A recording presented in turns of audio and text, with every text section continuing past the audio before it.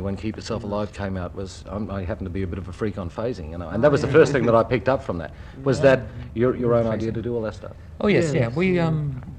We just about do all our own production. We have Roy Baker, who sort of co-produces with us, and all the 4 albums have been a co-production with him. Do you feel that Night at the Opera is perhaps you've reached a climax at a certain stage in your career? Because I believe it's definitely the best that you've ever done. Thanks. I think it's possibly the peak so far because it's the most successful. But I mean, we hope we're going to get better. We did a different peak. It is going to be difficult, especially with Bohemian Rhapsody being as large. Well, a kid wrote me a letter about that and said, I study demonology and satanic things. Why do they use Beelzebub? And I suppose that's a legitimate question.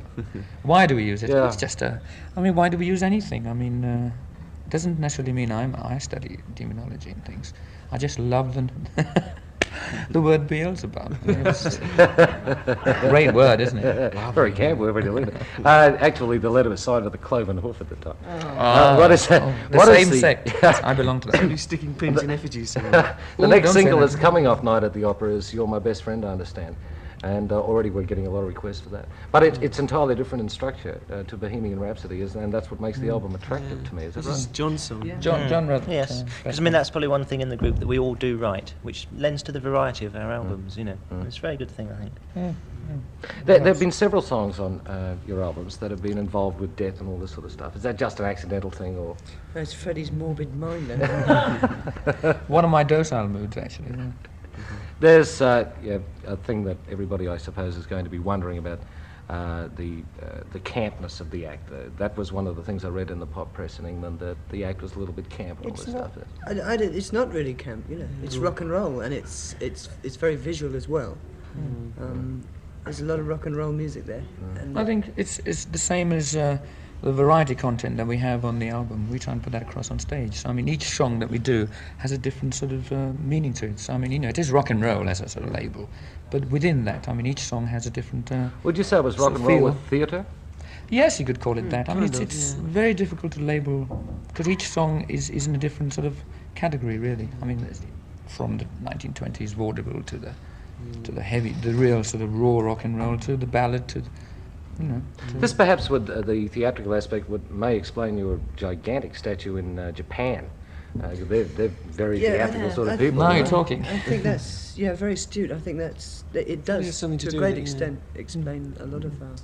I understand that in Japan that you couldn't even leave your hotels. That's the It was immense very popularity. difficult. Yeah. Very It was this time round. It was we had to have bodyguards all around. And, You did it see got one of the kitchens, though. in fact, yes, and we were sort of reduced to travelling in laundry lifts and things like that.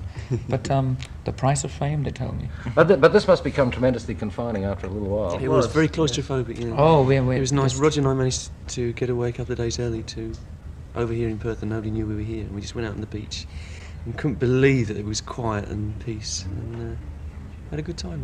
What is your next? I'm sorry. And hot and sunny. Very nice, yeah. What is your next album? Well, it's already completed. No, we haven't even started thinking about it, to be honest.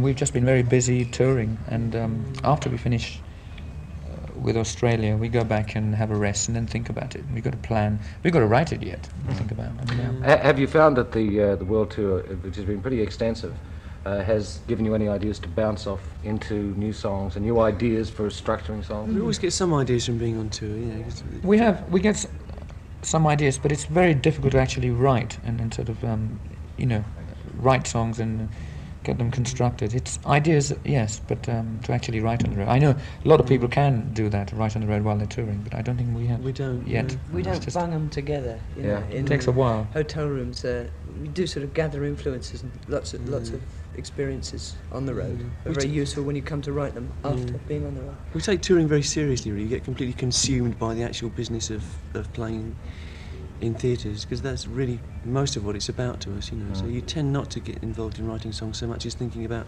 getting across to the audience that you're playing to. Back to pop journalism, I suppose, but pop and rock and roll seems to be, they get too involved with themselves. Rolling Stone magazine in America and New Musical Express in England. Absolutely. Do you find that they become very condescending Very after a good while? choices, yes. Yeah? We don't take any of them very seriously, actually. Yeah. Having seen them go from the absolute bottom to the absolute top as regards what they think of us, and back down again, probably. We just Dad, it will go can't that really way. take it very seriously. I mean, the When you whole read- idea of having a magazine that pretends to write seriously about politics and rock and roll at the same time, to me, is totally absurd. Yeah, New Musical Express is more into nail varnish than music.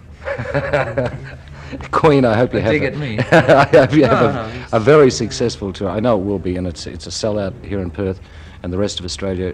This is going over to Melbourne and Sydney. I know that you people are